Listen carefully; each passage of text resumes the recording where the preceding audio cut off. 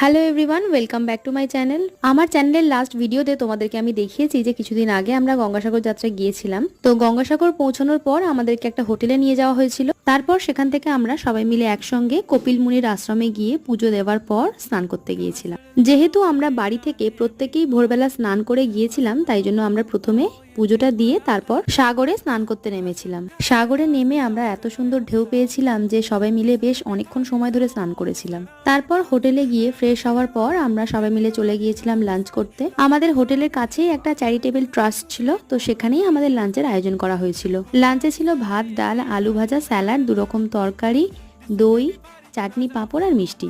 Lunch করার পর কিছুক্ষণ রেস্ট নিয়ে আমরা ওখান থেকে রওনা দিয়েছিলাম সন্ধ্যের মুখে।